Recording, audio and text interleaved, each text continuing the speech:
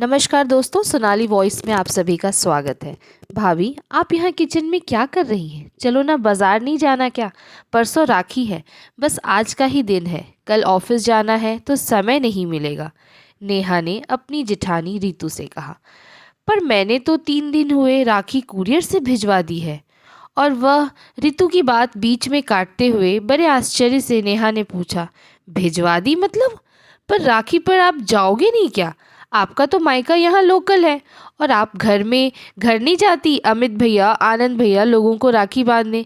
नहीं, मैं 4 साल हो गए राखी और भाई दूज पर अपने मायके नहीं गई। कहते हुए रितु की आंखें भर आई, जिन्हें छुपाने के लिए वह पीछे की तरफ मुड़ गई।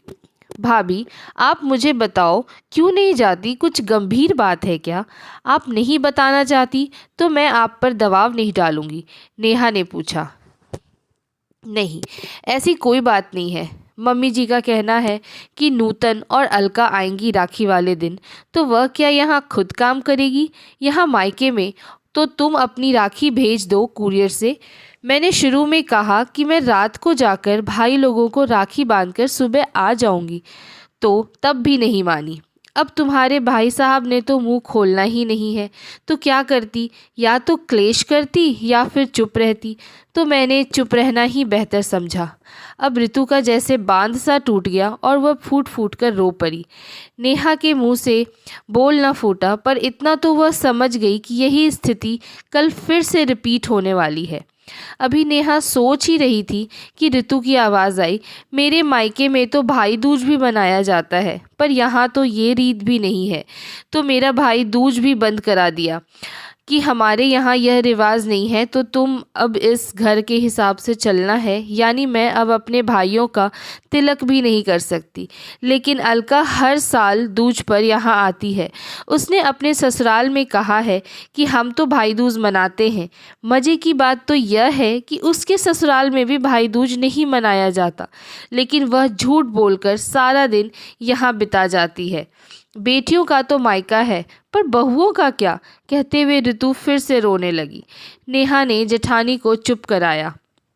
नेहा की शादी विवेक से 10 महीने पहले हुई थी, तो जाहिर सी बात है कि उत्साह भी कुछ ज़्यादा ही था। रितु की शादी हुए 4 साल हो गए थे। उनकी उनकी 1.5 वर्ष की एक छोटी सी बेटी भी थी। दोनों बहुएं कामकाजी थी। आपस में दोनों बड़ी साझेदारी व प्यार से चलती थी। सासू माँ को दोनों का बहनपना पसंद नहीं आया, पर उन्हें आराम मिल रहा था तो वो चुपचाप थी। रितु बड़ी बहन पर पूरा कंट्रोल था सासू माँ का। रितु का पति भी माँ के आगे ज़ुबान नहीं खोलता था। रितु ने शुरू में 1-2 बार कहीं भी मम्मी का रवैया ठीक नहीं है।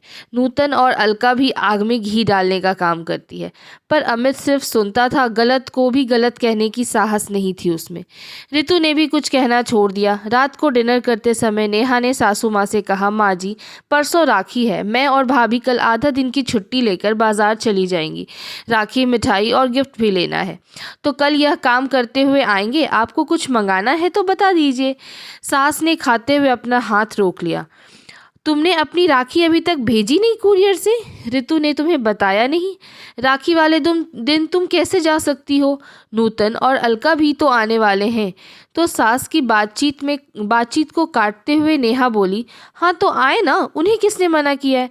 वह अपने मायके और हम अपने मायके, क्यों भाभी?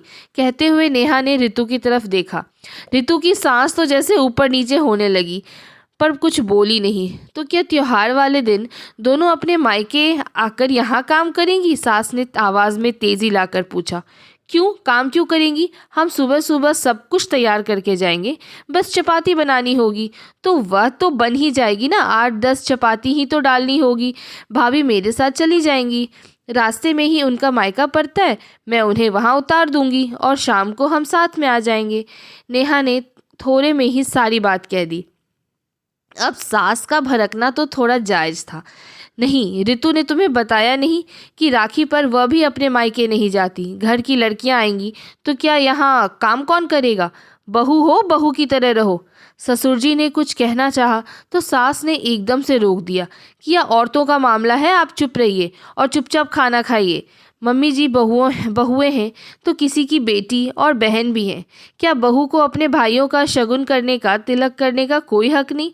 आपकी बेटियां बेटियां और दूसरों की बेटियां क्या? मैं तो ज़रूर जाऊंगी और भाभी भी मेरे साथ जाएंगी। उन्हें मैं छोड़ दूंगी। तभी अमित ने गुस्से में कहा, ऋतु नहीं जाएगी, और अगर गई तो मुझसे बुरा नहीं होगा। मम्मी ने जो कह दिया तो कह दिया, बाकी तुम्हारा तुम जानो और विवेक तुम। विवेक एकदम से बोला, सही है भैया, दोनों नहीं जाएंगी। और मम्मा, नूतन और अलका दोनों को बोल दो कि वह भी अपनी अपनी राखियां हमें कुरियर से भेज दे। उनकी भी तो ननदें हैं, वो भी तो मायके आएंगी। तो क्या त्योहार वाले दिन वो अपने घर का काम करेंगी? बिल्कुल नहीं। सब स्तब्ध खड़े रहकर विवेक का मुंह देखने लगे। भैया, मुझे तो ताज्जुब हो रहा है। आपको मैं अपना आदर्श मानता था, पर पता नहीं था कि आपकी सोच भी ऐसी होगी। आपको भाभी का कर्तव्य तो याद है, पर आपका क्या कर्तव्य है वह भूल गए, या शायद याद नहीं रखना चाहते। अपनी माँ और बहनों को खुश करने के लिए पिछले 4 सालों से आपने अपनी पत्नी को इस खुशी से दूर कर दिया। क्यों? आपकी बहनें हैं तो उनके भाई नहीं है क्या? मम्मा, अपने बरसों पहले हमारी बुआ जी का आना बंद करवा दिया था। पापा ही जाते थे राखी बंधवाने। तब आपने एक बेटी का यहाँ आना बंद किया था, और अब बहुओं का जाना बंद करना चाहती हैं। तो ठीक है, फैसला आप करो। अगर इस घर की बहुएं नहीं जाएंगी तो आपकी बेटियां भी यहाँ नहीं आएंगी। वह राखी अपने घर मनाएंगी, या फिर 2 बेटियां भी अपने मायके जाएंगी। यह कहता हुआ विवेक कमरे से बाहर चला गया और पीछे छोड़ गया गहन निशब्दता। तो धन्यवाद दोस्तों, यह कहानी यहीं ख़त्म होती है। आपको कैसी लगी? Please like, share and subscribe my channel. मैं रोज़ ऐसी छोटी छोटी कहानियाँ लेकर आती रहूँगी, और अगर आपको पसंद आता है तो प्लीज़ सपोर्ट कीजिए। Thank you guys.